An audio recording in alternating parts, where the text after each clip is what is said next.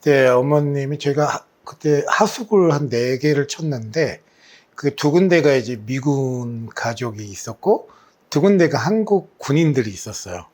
그래서 저희는 어찌 보면은 미군이라고 해서 특별한 존재가 아니라 일상에서 늘 접할 수 있는 사람이었고 그의 자녀들이 그 중에는 그 당시에 아마 혼혈화 친구였던 것 같아요.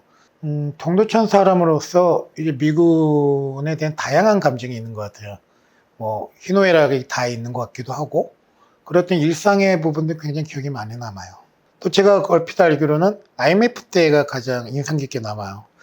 IMF 때 달러가 사실 보산동에서 돌았잖아요. 지금 그때 돈으로 2천만 원씩 적금을 한 걸로 다 들었어요. 한 달이 적금이니까요. 예, 우리가 사회에서 국가적으로 되게 힘들고 근무하기 할 때 보산동은 달러가 많이 돌았기 때문에 네, 그래서 좀 다른 개념이 있죠. 그들은 미군 위안부란 말을 감히 쓸 수 있느냐.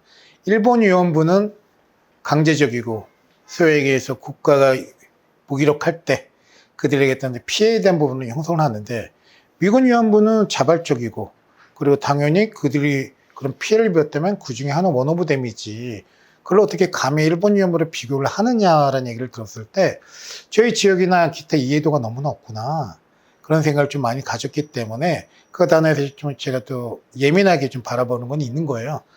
제가 알기로는 동촌은 예전부터 집창촌이 있었어요. 칠리라고 얘기하는. 그 집창촌의 여성과 미군 위안부를 표현할 때 같은 급이 아니라 미군 위안부를 더 욕을 했죠.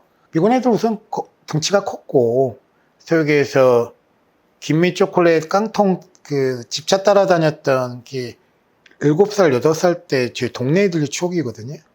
그다음에 나는 여성에 대해서 이제 소위 얘기해서 걔네들이 성을 돈을 주고 사고 그러면은 이 남성들이 바라보는 거는 모멸감 혹은 여러 가지 감정이 있을 것 같아요. 그걸 가지고 우리 지역의 이미지를 만드는 거는 부끄러워.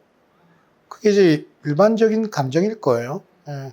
그 실체의 감정을 말하는 것 자체가 부끄러운 거예요. 왜냐면 그 돈으로 간접적으로는 직접적으로 번 사람들이 지금 다 떵떵거리고 잘 사는 사람도 많거든요. 근데 굳이 이걸 얘기를 할 필요가 뭐가 있어. 지금 우리가 이제 우리 먹고 살만한데 좋은 얘기만 하자. 그 안에 있을 겁니다. 그 감정. 근데 걔네들이 돈을 벌 수 있는 건 가짜 결혼이에요. 메리지 웨이지라고 해서 2배 정도 돈을 받아요. 네, 그렇죠. 뭐 정착자금, 뭐 하우징 페어 이런 게 다 오니까. 그래서 결혼을 하게 되면 남자 미군이 주도해서 얘기하는 거예요. 성과 음식이 해결이 돼요. 그 개중에는 이 부분 외에도 또 안정감을 줘서 결혼 가는 사람들도 허다하고 또 개중에는 그냥 메리지 웨이지 타고 얘네 얼마 주고 얘네는 한국 사람이 됐든 필리핀 여성이든 얘네가 이제 미국으로 가서 어느 일정 기간 사서 시민권을 따게 되든 뭐가 됐든 그런 개념이 흘러가면 좋으니까 일종의 계약이 형성이 되는 거죠. 동천의 정형화된 이미지의 코어를 담당했죠. 근데 이제 동천도 미군 기지라는 이미지적인 어떤 해석으로만 끝날 건 아니었거든요. 근데 그런 정형화된 이미지의 가진 코어를 담당했는데 거기에서 누가 혜택을 받느냐.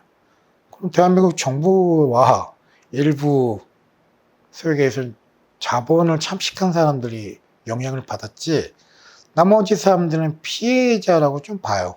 제가 참 조심스럽게 얘기를 드리는 거지만 기지촌 여성이 왜 만들어졌고 기지촌 여성 중에 또 일부는 너무나 큰 피해를 받고 목숨을 잃거나 인권이 유린되거나 이 건이 국가가 배상을 안 하고 국가가 책임 면피를 하려고 한다는 거는 남은 사람들이 역사의식을 갖고 미래를 살아가는 사람들 자존감에 대한 얘기가 또 연결되는 것 같아요.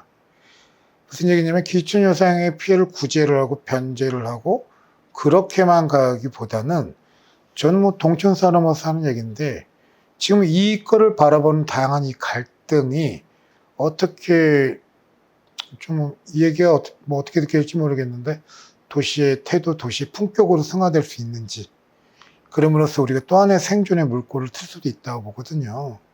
제 딸이 동시를 기억할 때 이런 아픔이 있고 이런 다양한 이야기를 갖고 있는데 지역주민들이 소외하고 외면하지 않고 이걸 갖고 피해자나 여러 가지 상처를 안으려고 했고 그런 부분을 갖고 있던 도시 그리고 그때 시민들의 행적들의 맞바로도 그 역할을 좀 했다는 부분도 알려주고 싶고 국가가 자행하고 어쩔 수 없는 시대라고 얘기하지만 후세에 이 부분을 반성을 하고 다시 가치 부여를 해서 사실상 같은 공존을 할 수 있는 개념을 품어냈다. 그리고 그러한 감수성을 갖고 이 친구가 계속 어떤 세상을 살더라도 그런 자세를 가기를 원해요. 예, 예.